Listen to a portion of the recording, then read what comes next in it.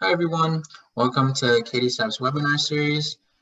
This is our segment on life in medical school, and today we're fortunate to be joined by a former KDSAP graduate, Elizabeth Silver. She goes by Liz. And start off, Liz, to give us a little bit of a background, what undergraduate institution did you attend? What was your major? When did you graduate? And then now currently, where are you in medical school and what year? Hi, everyone. I graduated from UConn undergrad in actually December 2019. So I graduated a semester early, but I was still up in stores for that last sort of spring semester, but not actually taking classes. And I'm currently at UConn School of Medicine as a first year medical student. And I studied molecular and cell biology at UConn and a minor in Spanish. So can you talk to us a little bit about how your transition from undergrad to medical school was? Yeah, so it definitely was a pretty big transition. I mean, one, the online factor. So I missed in undergrad the online school part. So coming into medical school, that was something new that I had to kind of learn. And I think, pretty universally, people are trying to learn how to stay motivated, stay focused, like pay attention with the online mode of learning. And that's something that I've definitely grappled with, like actually keeping focus in classes that are online, because, it's just hard to stay as engaged. But just sort of in general, I think transitioning to medical school, I think undergrad prepared me really well for science basics. Like what we've started with so far for the majority is like, science, like immunology, nervous system, platelets and blood and all this different stuff that biochem, so many different things that I think undergrad gave me really good foundations for. Like nothing is that hard because I've seen it all before in some way. But what's really different is just quantity.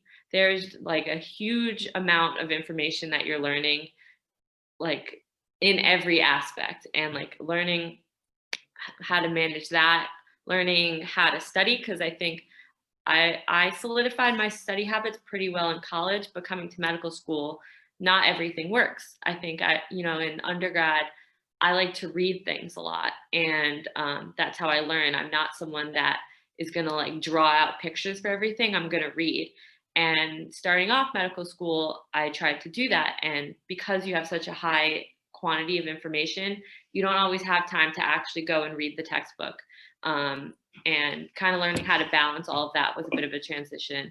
I think socially, was very fortunate to have a very easy transition. Coming from UConn undergrad to UConn medical school, there's been a lot of familiar faces. Two of my best friends from undergrad are also in medical school with me, and that's been really fantastic, especially given the online format of things, to have like a good social network coming in to medical school, because we are a little bit limited in the people that we can meet, but you kind of find ways to do it in COVID friendly ways, kind of around campus when you're studying, the little bits of class that we do get in person. But one other thing that I think that's kind of interesting about the transition is that kind of coming from undergrad, sometimes it can feel like you're learning things just to learn things. And like, I'm just learning it so I can do well on the MCAT. I'm just learning it to like do well in this class. But what's kind of cool about medical school is that, yes, sometimes it can feel like, when am I ever going to use this? But also at the end of the day, it's about patients, it's about lives, it's about understanding diseases and health and the body, and like everything that you're learning is relevant. And I think that that's really cool. Our next question for you actually is, what is a typical day in medical school for you? And what does that look like? Whether that's hanging out with friends, studying with them, especially during COVID-19, what does it currently look like? Yeah, I think sort of giving an overview of a week is a little better. As I was sort of saying, so right now we're approaching our exams. So the way UConn's curriculum works is that we have 10-week blocks. So 10 weeks of learning material and then one big exam at the end, versus a lot of other schools will break it up smaller. So my week right now is a lot more studying heavy than it was 9 weeks ago. But you know, we kind of get a little bit of everything. For Mondays, I'm very busy in class, so I'll wake up in the morning, study before class, so I'm prepared for class. Then I have anatomy online, which is a little interesting. We're mostly looking at pictures and labeling things, whether that be like human anatomy, like pictures of dissections, histopathology. They have an online program where we can look at cells like as if we were looking under the microscope, or virtual anatomy, which can be some like radiology pictures, or what they call anatomage, which is like this program that kind of lets you see different cuts of the body virtually. And then we have core, which is our main class, which is team-based. So we've been given teams of about 6 or 7 people for the 10 weeks. And the way class works is that it's not lecture-based at all. You do all the prep on your own, and then you come in, you take a quiz on your own, a quiz with your team. They go over the questions that people get wrong a lot. And then the rest of the class is going over like application exercises. So that's mostly virtual. Once a week, we are going in for that. And then I'll have vitals, which is another class in the afternoon, which is kind of like public health, epidemiology, a little bit of biostats. So it can be a big range for that class, which is also team-based. And then the afternoon, like, you know, that's a long day of classes. So try to do something with friends. I've come to really love walking. Like, just being outside is something that you have to remind yourself to do, because it is like so good for your mental health, and like just to move around and be outside and be with people. So try to take a little break then. And then especially recently, I usually just go to the health center and I'll study. I guess one thing that I would want to share that's pretty cool about UConn is that once a week we get to go to we get assigned a clinic for 3 years that we get to go to once a week for 4 hours. So pretty early on, we're seeing actual patients and getting to put some things that we learn in class, like to test, like physicals and histories, and then also just getting to see, like the other day I saw a concept that we had just learned in class, like actually being used on a patient, and that was really, really cool and really validating. So. Are there any like preconceptions or misconceptions that you realized that you had? I guess these can be personal or across the board as well. I think one thing that I just had like a conversation with friends about recently is that I feel like in undergrad, there's so much focus on 1, getting in, and then 2, becoming a doctor. Like, you're thinking about becoming a doctor. What do I need to become a doctor? What kind of doctor I want to be? But you're not really thinking about like what medical school is like. Like, yes, it's on getting in, but like on this sort of daily life of medical school, I feel like I didn't really think about as much as in undergrad as I did about being a doctor. So I think it's like an important step, and like, yes, it's sort of a means to the end, but also like so far, while I'm working really hard, I've enjoyed, like, it's important to enjoy that experience as well, and not just think about the end result, because there's so much growth that can happen right now. Like, we're learning so much in so many different ways, and like just remembering that like medical school is not just like a way to get to being a doctor, and that right now that's our goal. Our goal is medical school, and to do well as medical students, not just becoming a doctor, which is the ultimate end goal, if that makes sense. So outside of medical school, this might be a tricky question given that you may or may not have enough time, but have you pursued any hobbies or activities as a medical student? And if you have, how do you make time for that? Because it sounds like you have a lot on your plate. So right now it's been a little tough. Like, within the last few weeks has really been mostly just studying. But I really enjoy hiking. I was able to go like twice at the beginning. And then I'm just starting to do this program, like teaching middle schoolers like health education online. So I'm actually doing that for the first time today. And I was doing some like clinical research before medical school that I kind of put on pause because I wanted to use this first block to just like transition and get used to this schedule that I hope to resume doing at the start of next block. And I think like for myself, at least, just reminding myself that there is time if you make time, if that makes sense. Like taking an hour or two to do something isn't going to change the end result that much. Like, yes, you have to stay on top of your studies and work hard and reserve time for studying, but also like taking time to see friends, taking time to do exercise or things that you enjoy. I think the other thing that I've that's also a transition is that at least UConn's curriculum is pass-fail. And so it's kind of this weird thing for myself who's super type A, needs to know everything, needs to know every detail of everything. Going from that to being like, I don't have time to learn every detail, so what's the most important? And like, that's a transition in and of itself that I'm still grappling with right now. So kind of learning how to still learn really effectively, make sure that you really understand things, but not feeling this compulsive need to know everything, I think is also important for your mental health, because you can learn every detail of everything, but what are you sacrificing for that?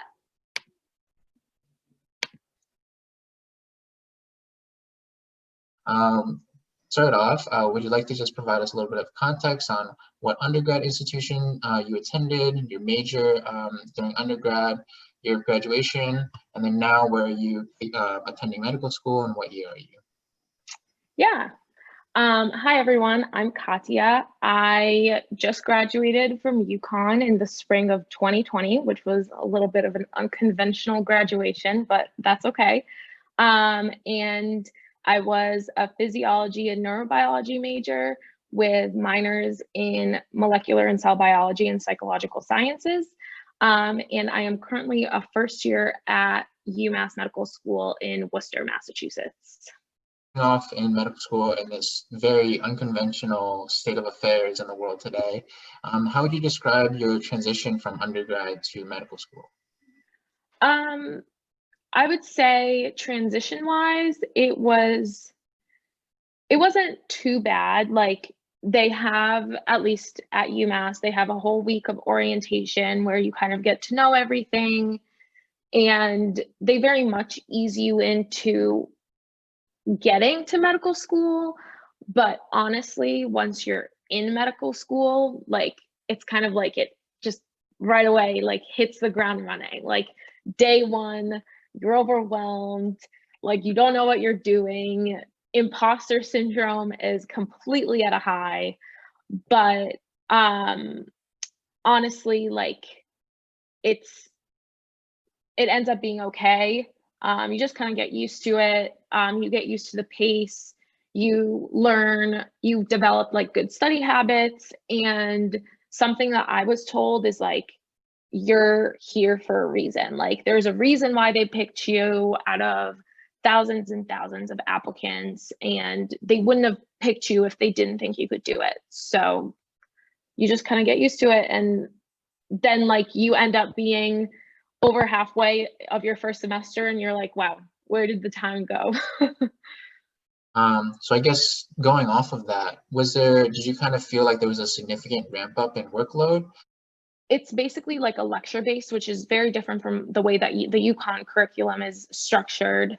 And you're basically in lecture from 8 a.m. to 5 p.m. ish. Like, sometimes you have the day off, sometimes you don't, sometimes you have more than that. But everything is recorded. And I would say probably 2/3 of our class at this point does mostly things on their own pace when it's recorded. Which is something that like you kind of have to get used to. And if you're a lecture goer, that's totally okay. If you're not, that's also okay, and you do it on your own. But it's just like kind of trial and error as you go on. I will say that each individual class itself compared to undergrad is not necessarily faster, but because you are in class so much more often, and like you only really have 1 or 2 like classes per whatever block, then that's what makes it faster. So within like, we had 1 month or no, 2 months of biochem and genetics, which biochem and genetics are like a semester long course at UConn. And we only did it in 2 months. And we even covered more than we did in biochem and genetics in undergrad. So it's definitely fast paced and it's very overwhelming at first. But again, you just like, the brain is so like elastic that you just get used to it. And by the end of everything, you're like, wow, like, I can't believe I just fit all of that in my brain. But like, you really did. And you are learning so much. And I would say like the faculty at UMass, and I would say like most medical schools that people like going to do really care about student success. Our next question is, would you mind just describing like your typical day or week in medical school? Typical day for me personally, ever since I started lecture capturing, so like doing lectures on my own time, I will wake up, like, depending on when I wake up, but usually I'll be up by 8 and I'll get ready. And then I personally like going to the library because, especially in a pandemic, like, I feel like I'm going somewhere. So it's like I'm going to school to do work. So then I'll start like doing my lectures and catching up on probably the lectures from the day before. And depending on the lecture, I might watch it on 2 times speed, on 1 time speed. I might rewind a lot, which is why I like doing it on my own time. But then I eat lunch, I go back to studying. I make sure to like work out at some point in the day, either in the morning or in the afternoon when I get back. And then I come back from the library and I study more. And usually I try to like leave myself like at least 2 hours at some point during the day to like take time for myself, whether it's work out or just like sit, watch Netflix, because honestly, like, medical school is basically a full-time job. Like, you are constantly studying, especially in the first 2 years. So it's more so, you know, you have to study all the time and you have to like kind of schedule the free time that you do want. But you definitely like want to make sure that you do schedule that time, because that's extremely important.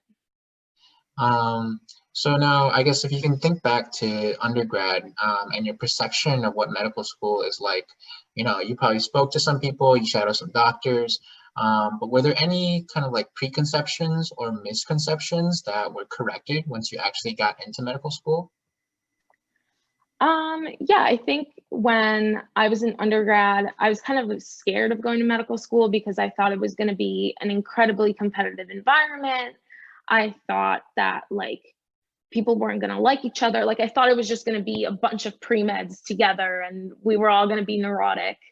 But I think that like once we get into medical school and you kind of realize, okay, we're all in the same place, we're all in this together. 4 to 8 years from now, we're all going to have to like work together for like for the greater good. So we might as well like work together now. And I think like when people are thinking about what medical schools they want to apply to, or like when the decision does come to go to a certain medical school, you really want to pick a place where like you feel like the people like being around each other. You want like a sense of community, and that is definitely something that I found in UMass, which has been really rewarding, like despite the pandemic. So yeah, I think that was one of the biggest things. Another thing that I kind of thought was going to happen and didn't, I thought that I was like going to go into medical school like knowing exactly what I wanted to do, because like I had always kind of thought I would want to do primary care. But then like once I got into medical school, all of that kind of just disappeared, because you're exposed to so much that, at least for me personally, like I'm like, wow, I like everything. I have no idea what I want to do. And I think it's important to keep in mind that like the first 2 years are really like exploring ideas And it's in the third year when you're actually exposed like to like the clinical environment and you're totally immersed in that. That's most likely when like your true passions are going to come out. So I'm really trying not to like be too stressed about the fact that I have no idea what I want to do with my life besides knowing that I want to be a doctor. I'm curious. So you talk about like the support system and kind of like, I guess, I don't know if this is the correct word, but like a sense of camaraderie, like around your, with your classmates and such. Did you get a feel for this, like before you started school and when you were visiting UMass? Or was this kind of like when classes started that you got a sense of like the support network? When it came to like, so when I visited UMass, which I know people applying this year aren't going to have like the opportunity to do, but I think one of the best things you can do is speak to other like second year, well, speak to people who are currently first years or like second years and kind of get their feel on like how they literally just ask like, how do you feel like the community is here? Like, do you feel accepted? Do you feel like there is a sense of community where you are? Because that's gonna, if they say no, that's, I would say, is a big red flag. Of course, most people aren't gonna like talk badly about their medical school. But I really think that just asking and talking to them is important. And that's exactly what I felt during my interview. Like, I walked out of my UMass like interview day and I was like, wow, like this is a place where I can really see myself being a part of a community and like thriving in this environment, because like I think that your brain can only get you so far. You really need to like collaborate with other people and talk to other people and understand like people's stories to really like kind of build who you are as like an intellectual, and that's only going to help you in the future as a physician. So yes, when I visited UMass, that was definitely something I felt, and I'm glad that the admissions committee did a really good job this year too, to pick like a group of 165 people that are truly there for each other. Yeah, that's awesome to hear. And I'm so happy you brought that up because, you know, when we get on the subject of underrepresentation in medicine and those, particularly the demographics that don't always receive, you know, the best care, these health disparities, and when we try and get like those particular demographics into medicine, I think that's a very important thing to look for. You know, medical schools that are very inclusive, diverse, and can provide an environment where you feel like you're supported and not, you know, kind of like competed against or always kind of like isolated. Yes, 100%. Yeah. So thank you for sharing that. How do you fit in, you know, your activities, your hobbies? So like I said before, you schedule your free time. So in undergrad, I feel like you kind of said to yourself, okay, 4 to 10 p.m. I'm studying. Here it's, okay, 4 to 6 p.m. I have to like be a human being. And so that's really the best way to do it. So it is tough to fit in. And sometimes like for the past 3 weeks, I had an exam every Monday, but it should be one of your number one priorities even before studying, because that's what's going to keep you like sane and that's what's going to reset your brain. So whether for me it's like cooking or baking or like taking hikes or seeing my boyfriend, like those are all important things that I make sure to take time to do over the week. And I will say, especially in like this time of a pandemic, it's so important to like go out of your way and find people in medical school who you really connect with and who like you can form a strong bond with.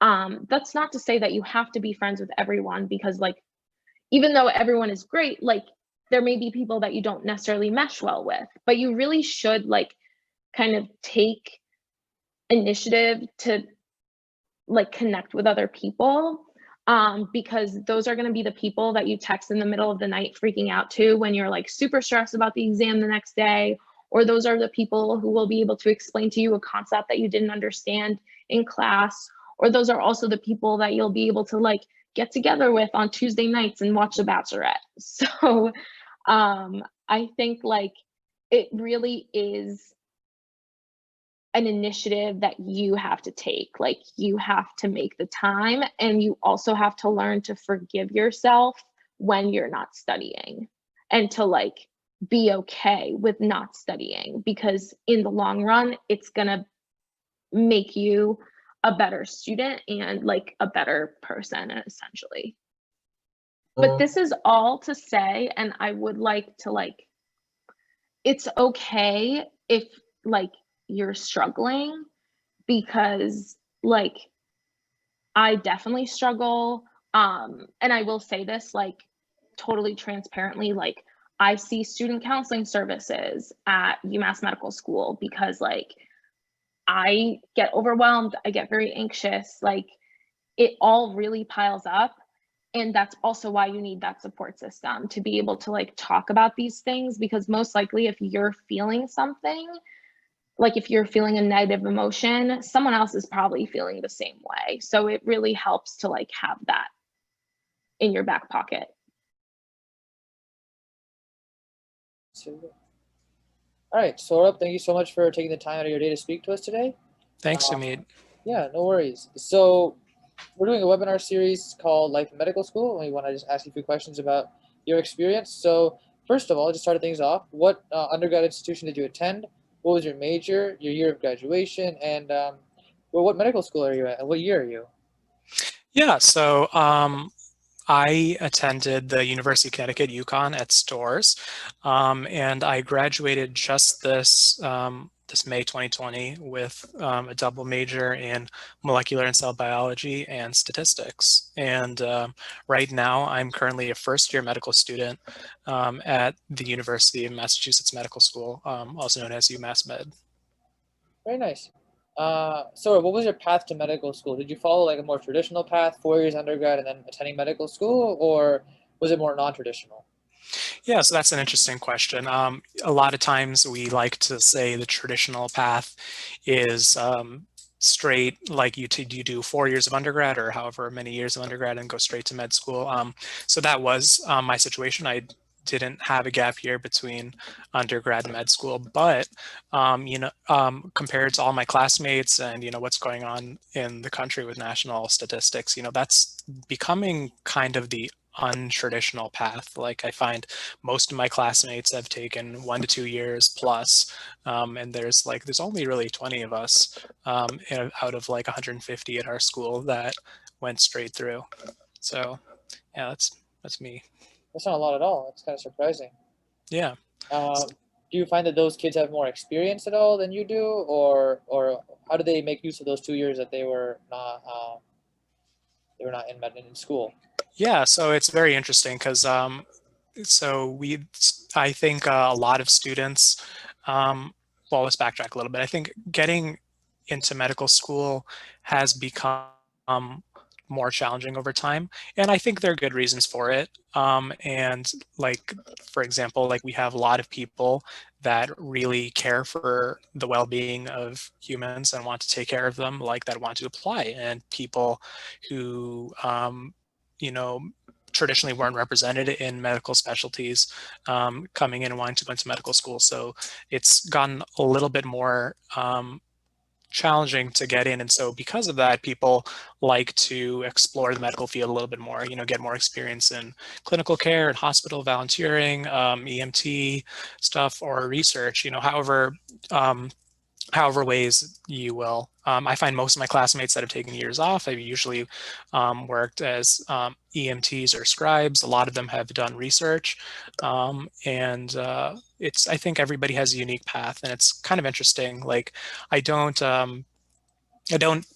everybody, regardless of your age, has a unique background and advantage, because I find, maybe my peers that are older than me have more experience with clinical topics. And whenever we're talking about, random diseases that come up in class or something, like somebody might know a lot more than me versus like some of the basic foundational sciences that I learned in undergrad. I was able to like retain and keep that in my core memory and work off of that a lot better than some people who are older. So it's like everybody has like unique advantages, and it's so great to have such a diverse class. Of course, makes complete sense. How was your transition from undergrad to medical school, Saurabh? So my transit, well, it wasn't much of, it was very interesting because I did graduate during the beginning of the COVID pandemic in May. And so I guess I didn't really have any true summer other than, being at home, got to spend a lot of time with family. And then I went straight to med school. And so it's kind of, it was kind of interesting in that, it was kind of a lot of just sitting at home, kind of twiddling my thumbs because there's nothing else to do.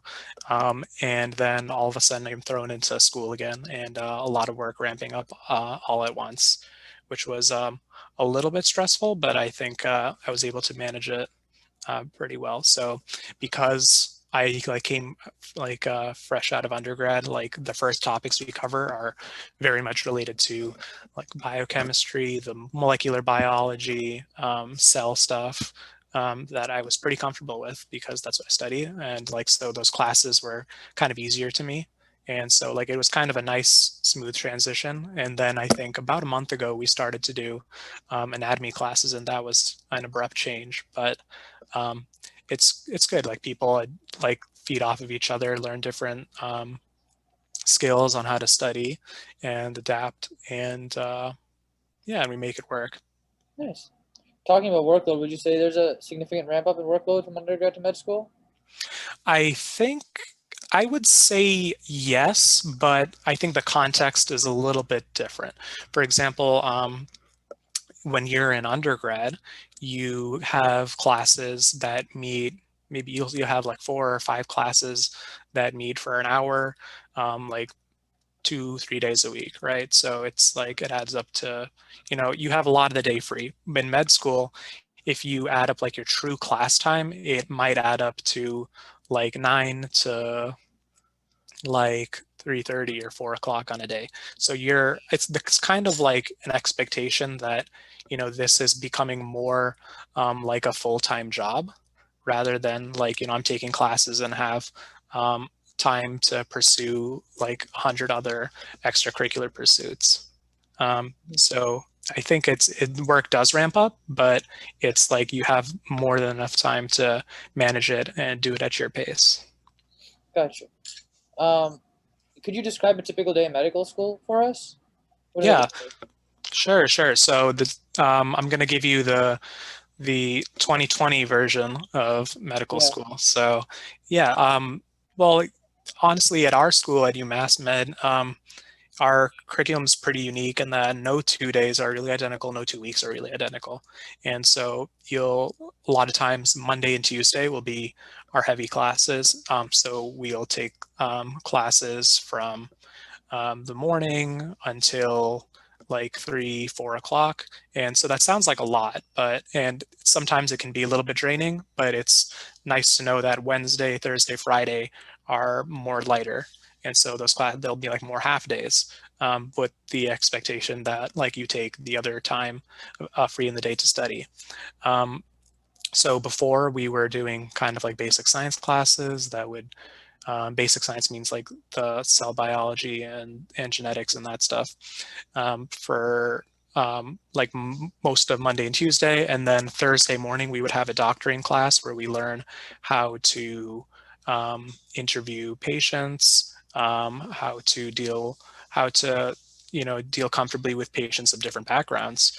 And like every 2 weeks or so, we would have a hospital session where we go in and get to learn from assigned preceptors that we have. Recently, that's changed to an anatomy session where we have like almost 2 full days of class, and then 1 day a week, 1 to 2 days a week, we'll also go into anatomy lab, do some dissection, learn in person, learn some imaging from radiology, how to read x-rays, MRIs, that stuff. And we still have like a weekly doctoring class that's happening. And so it's really nice because like you can't, sometimes you get into a rut, but like every day is fresh, every day is different. And so it's like, it keeps you on your toes, and it keeps you feel like you're always like learning new things. How has the clinical experience been different now that there's COVID going on? Yeah, I would say that the clinical experience, when we say clinical experience, we mean in like the hospital, like seeing patients directly, that hasn't changed too much for first year students.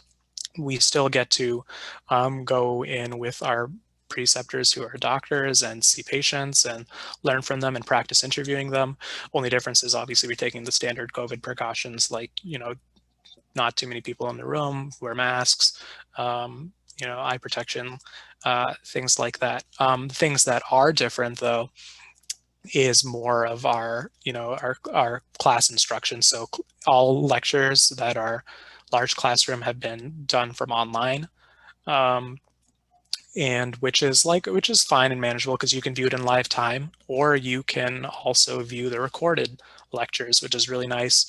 For example, like if you need to take like half a day off, or you're just like, you're just too tired, you want to take the day off, and then you want to catch up on all your work later on in the week, that's totally fine. And, whichever way works for you is going to work for you. So big classes online, small group classes will have been in person. So like our doctoring class that happens every week, that's been in person. And anatomy labs have been in person up until this past week, which as of now, it's the beginning of November that we're recording this.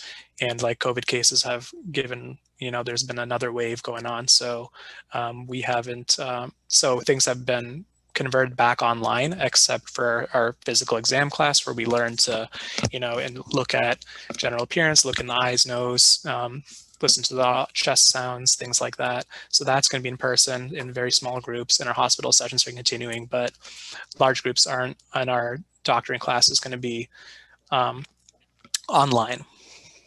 Gotcha. Very nice. Were there any misconceptions sort of that you had, or preconceptions you had during undergrad that changed during medical school? Yeah. I think the biggest one, and I think you'll hear this from students at a lot of medical schools, is that you hear that medical students have no time to do anything. We're always in school. We always are busy. And, that's could be true to some extent, but I think it's very much blown out of proportion. Like we have a lot of coursework, much more coursework than we would have in undergrad, but I think it's very much manageable if you kind of are a little bit disciplined and you do your work from like during the day, like let's say you work from 9 to 5, and then you're able to enjoy yourself like at nights, or if you want to shift that work time around, you're able to enjoy yourself on weekends, like hang out with friends in small groups now, small close circles. And you just have time to do the things that you would enjoy. I would say that you're not able to do it like to the full depth maybe that you previously were able to, but you're still able to make do, talk to friends, and have time for that. Like, for example, I think we had last week, I binged an entire like Netflix show, like with like some friends from undergrad, like, and then I had an exam like the Monday after, and it's just totally manageable because you just find a way to do things. And a lot of people fall into this rhythm, and it's like, yeah, we get work done and we work hard, and then we also play hard and we enjoy time with other people. And then I guess the other misconception that I had coming into med school is that it would be really hard to make friendships and, keep in touch with people I really cared about because I'd be so busy. But, that's not true. Like I said, like I was able to, watch a whole show with my friends online. And you can, like, people here are so friendly, and like everybody's in the same boat. Like it's kind of like, if you're all struggling through it at the same time, then like, nobody's really struggling. It's just a fun experience. Nice. So yeah, a lot of different things, but I think those are the main ones. Like there's definitely time for you to enjoy the stuff. So you said there's time, which is great. But you personally, like what activities or hobbies do you have, either medicine related or not? Mm-hmm. And is there opportunities to participate in those activities in medical school? Yeah. So I would say that, my biggest thing that I was really involved in was playing clarinet and like in a concert band, wind ensemble setting. And, because of COVID, that's not able to happen because it's not safe to do so, frankly. In a given normal year, yes, that's like totally possible. We have chamber groups, we have, local ensembles that play together. And so I would say that, not, I do have time, but because of restrictions from COVID, I'm not able to necessarily do that, but I found myself enjoying a lot of new things. I picked up playing basketball games with some friends here. I do a lot of Zoom calls with friends from back home, friends from undergrad. I do, what else? Like this organization KDSAP that's running this, like I was very much involved with in undergrad, and I loved running running these clinics for these screenings for people in underserved communities, and trying to see if they had hidden symptoms of kidney disease. And so there are free clinics in the Worcester area where my school is, and so we do offer free medical services, and there are opportunities for students to volunteer there. There are opportunities for students to run these clinics and help like really facilitate like the scheduling and flow and stuff. And so that's some stuff I've been able to get involved with. I've also been worked as a tutor for the last, I think like 6 or 7 years now. And so I love just like teaching. And so I've been able to do some of that. I've been able to maintain some shifts from my old job. And I've also been able to pick up some volunteering shifts to tutor some students in the local Worcester area. So those are things I like to do. I mean, most of the time it's just, I guess you could say like non-constructive, just hanging out with friends and talking, because that's like the best way I like to blow off steam. And yeah. Hi, everyone. Today we have Henry Soccardi with us. He is currently a medical student at the University of Connecticut School of Medicine, and he's here today to answer a couple of questions about his journey to medicine and, provide us a little insight as to what he's learned so far now that he's in med school. And we can start off with the first question. Henry, if you could introduce yourself and let us know where you're from, what undergraduate institution you graduated from, and what year you started medical school.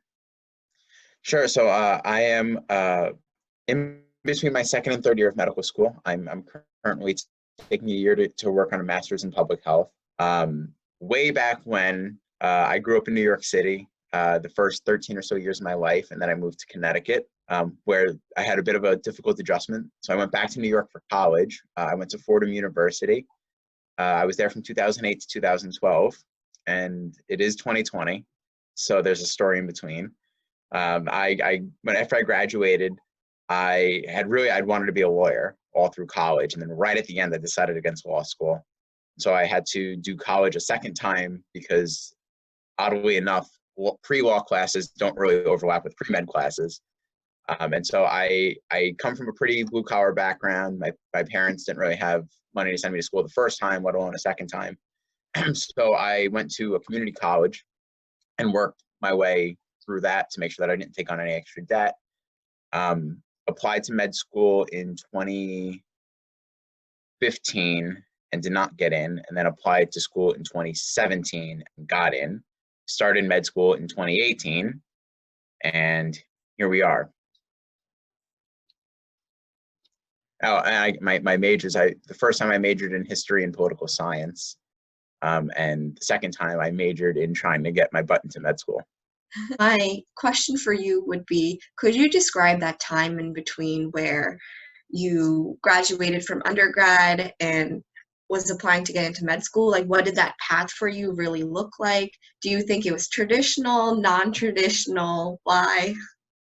So I ended up being mentored by somebody who had been on an admissions committee for 39 years. He said I was one of the weirder applicants he'd ever had. I remember we were in an elevator together when I'd first met him.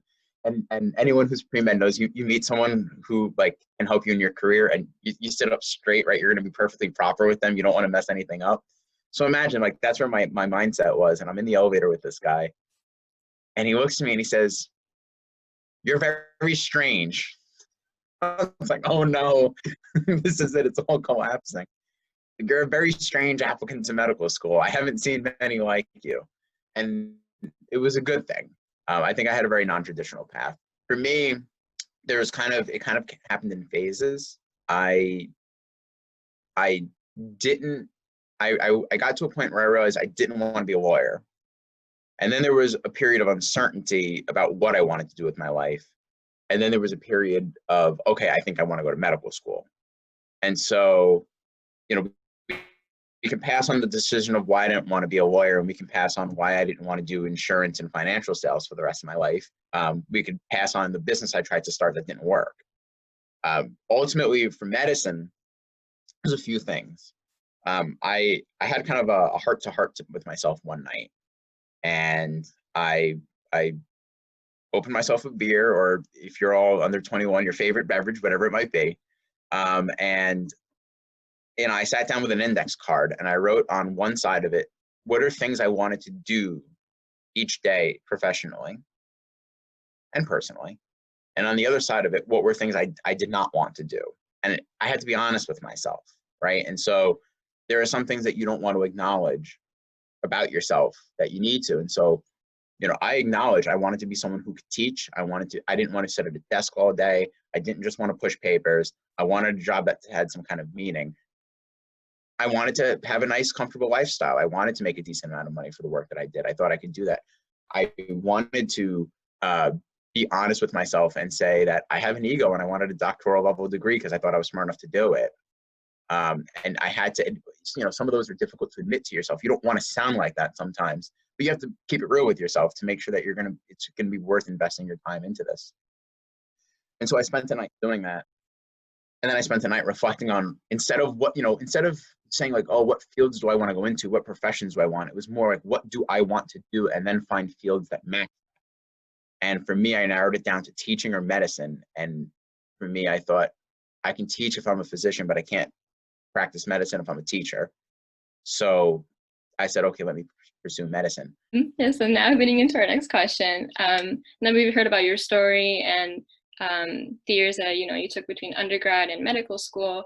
How was the transition, between going from undergrad to not having that workload on yourself and then going into medical school? And was there a significant ramp up in workload? Were you prepared for that? How did you prepare for that mindset? Because a lot of the times people kind of forget what it's like to be in school and having to do work all the time. I did not feel the burden of the transition, I think, as much as a lot of people do. The reason for that is because my transition, where I felt that burden, happened earlier.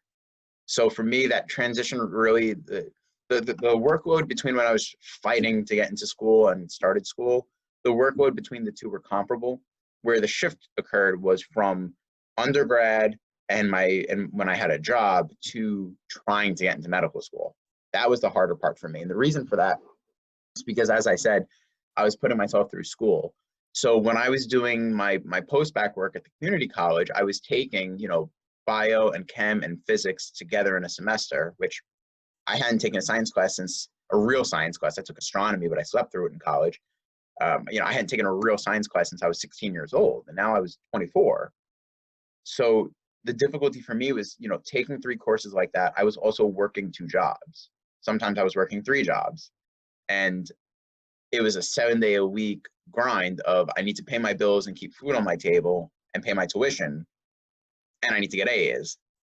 And then you start delving into, okay, now I need to get research opportunities. And so I started trying to be really resourceful. And, I had, for example, a professor I worked with, and she said, I can't pay you to do research, but here's a scholarship I can support you for if you do research with me.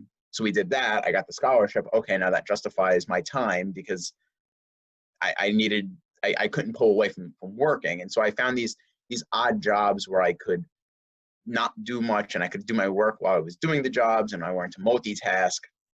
And I was commuting about an hour and a half each way to get to and from school. So that was killing time. And then I learned how to be efficient with that. And the efficient way to do that was to decompress in the car. That was the best thing you could do, so that you're nice and tired when you get home and just right to sleep. And so that transition was really the more difficult one. When I got to med school, I found that the workload was comparable to that. It was like having two part-time jobs while being in school full-time, or 3 part-time jobs while being in school full-time. I only had 1 part-time job this time, which was a nice change of pace. I was down to 1 job in med school instead of 2. And so that felt like that was quite freeing. I still had money, not enough of it, but I also wasn't working 2 or 3 jobs. So that was where the transition was toughest. And so, you know, it's hard to say, how do you prepare for that? I think what you want to work on, and the skill that I developed that made that transition smoother, was became very efficient at managing time. I became very good at saying, I'm going to have an hour and a half today to address whatever I need to address in OChem. And I'm going to get it done, as much of it done as I can in that hour and a half. And being able to put down the phone. I got rid of social media in 2014 when I first started this, and I haven't looked back. Get rid of it. It's more trouble than it's worth anyway. And no distractions. I'm going to sit down 90 minutes, get done what needs to get done, as much of it as I can. And if there's anything that I can't get done, I'm going to make peace with it. I'm going to accept the fact that I can't do everything. But then I also learned on, you know, if you get ahead and you do that, then you find little parts here and there where you can circle back to the things you didn't get done. And it makes it easier to let them go, and it lets it easier for you to be efficient. So I really learned to work ahead, to schedule myself well, to be realistic and take breaks, to still exercise, not completely, you know, there's no point in being a sick medical student or a sick doctor. But those skills in that interim period prepared me well for medical school, so that when I stepped in on day 1, I felt pretty comfortable. So I think hearing about how your prior experiences was super comparable to what you faced in medical school, I think that's very interesting to hear, just because it kind of shows that to prepare for medical school, you're already developing life skills, and it doesn't necessarily mean that to be ready for medical school, you have to do all that patient care, all the typical medical school requirements. It's also just the way you live your lifestyle, which can also kind of justify why you want to go to school and how you can be able to handle it. And I think that's something that I never really considered beforehand, how my work ethic and the way that I approach challenges in my life can kind of justify this field is for me, which was very interesting to hear. So I guess my next question. So that can go into our next question. What were some misconceptions, if you had any, that you had about medical school that have now changed during your time that you're in medical school now? I didn't think it would be high school all over again.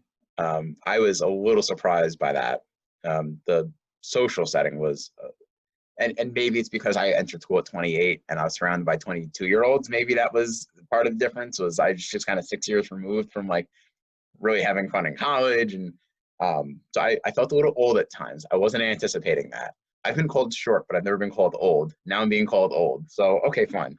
I adjusted to that. More seriously, I anticipated there being less guidance than I got at school. The way it had been made sound to me was that they could hand me a textbook and say, have fun, go learn this.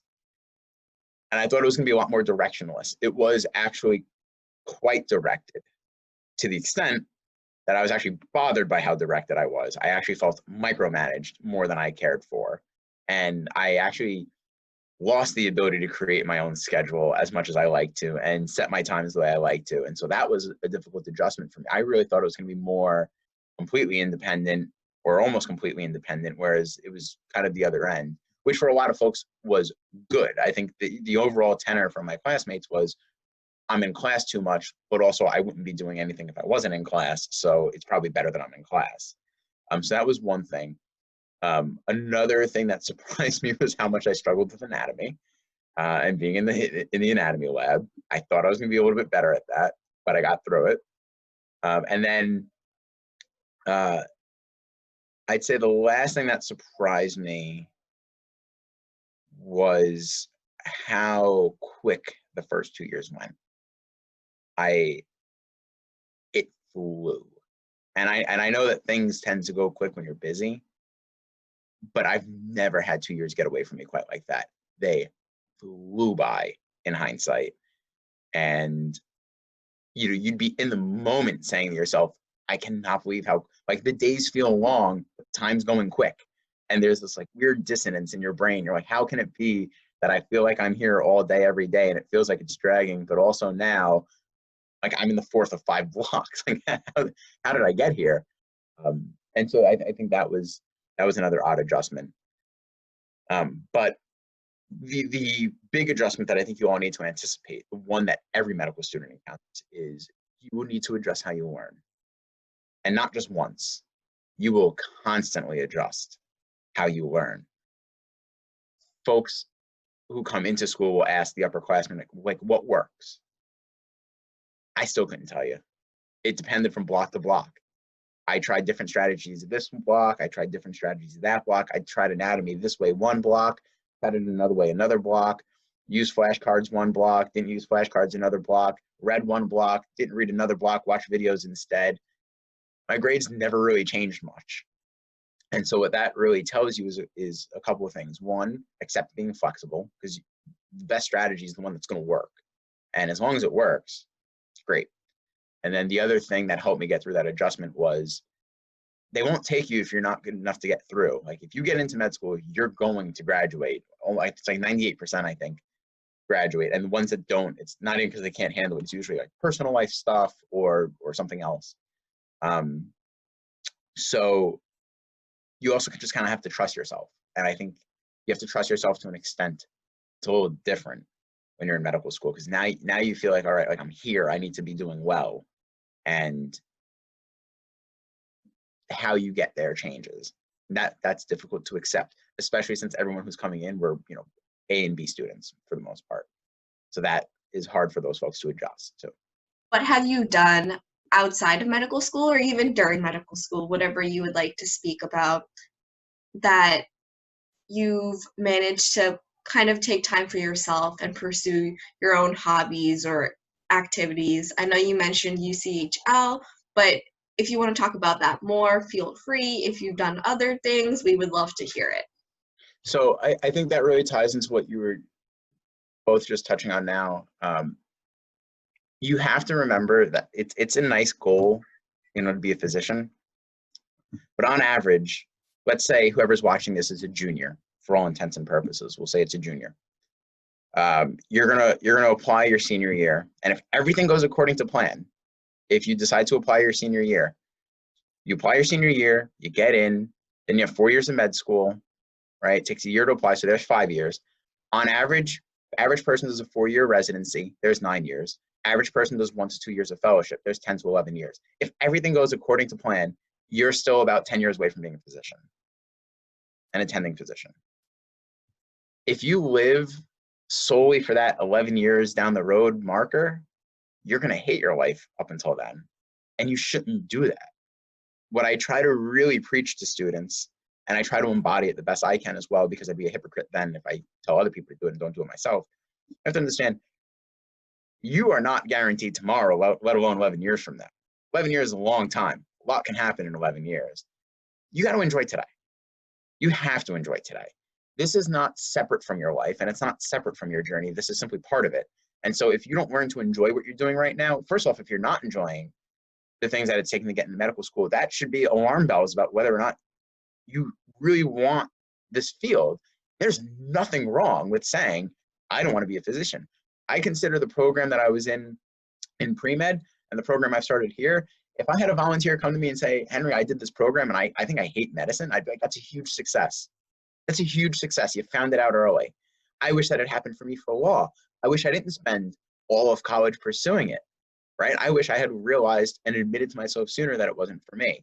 So if you're hating what you're doing, you really need to have a conversation with yourself and the people in your life who you trust to give you honest feedback, because this is part of the journey. You should not be sacrificing who you are for a GPA. You should not be sacrificing who you are for an MCAT score, because you're not just a number. And frankly, nobody will put on your tombstone what you got on the MCAT, and nobody on their deathbed will sit there and say, I wish I studied more OChem. Nobody's going to do that. At the end, you're going to look back and you're going to care about, did I spend time with my family, my friends? and the people in my life? Did I do the things I enjoy? Did I get the fulfillment out of life that I wanted? So whatever you all do, you need to carve that stuff out every day. For me, I love boxing. When I was in college, I boxed at a gym in the South Bronx.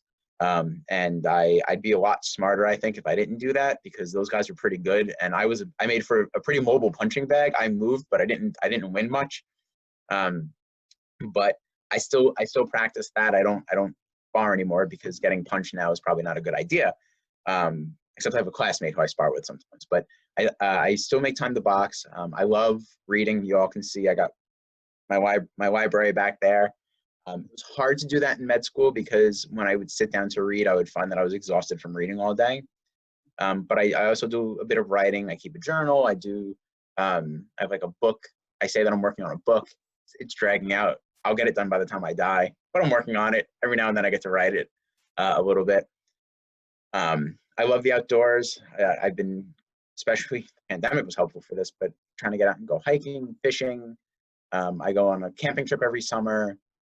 And spending time with my classmates, spending time with people who aren't my classmates is nice, like making time for that. You got to carve out little moments of time. And I think the way you do that is, we talked about time management before, but I think a good habit for anyone who's watching this to start is, a lot of folks, when they take time for themselves, they feel bad doing so. And you're like, I should be studying. I should be working on something else. I shouldn't be enjoying myself right now. And you got to break yourself out of that. And the way I did that was I scheduled myself. It was part of my week. It was something I had to take care of this week. Part of what I had to take care of this week was me. I schedule in a workout every day because part of what I have to take care of today is me. And then what happens is, if you don't do it, now you feel bad that you didn't. And that's what you want. You want to, okay, this time for me right now, I planned for this. I knew this was coming, and I'm ready for it because I got all my other work done, and now I feel good doing the things I enjoy and just sitting here with a glass of tea and relaxing and listening to jazz and writing in my journal. I try to do a bunch of different things depending on the season. I grow a vegetable garden that kept me busy all summer. So you have time. I will tell you, in medical school, if you manage your time, you'll have time to do the things you enjoy. I have classmates who played in bands. I have classmates who traveled. I have all kinds of classmates who did all kinds of things. As long as you manage your time, you can and should enjoy your life. Right. And if I could add one other thing, I would ask this to both of you, and you don't need to answer it because I know you're going to share this with everyone, and I'm the one answering questions. But to anyone watching, how often do you sit down and just think about what your role is in the world and why you're here and who you want to be? And if you don't have, you need to have answers to that, not for medical school, not for your career, for you. You need to know that about you. And, I make time to sit there and think about that sometimes. I don't always like the answer, but at least I make the time to think about it. And, you need to push yourself sometimes to that higher level of meaning, because having meaning in life is important. So I think activities is one thing, but even just making time to think about, what is my meaning in life, right? What gives me fulfillment? Why am I here? Why do I want to be here? And you don't need to be a professional philosopher. You don't need to sit down and read, Viktor Frankl's Man's Search for Meaning, but you should be thinking about those things every now and then, because when times do get tough, they help you find contentment, and that makes it a lot easier to keep going.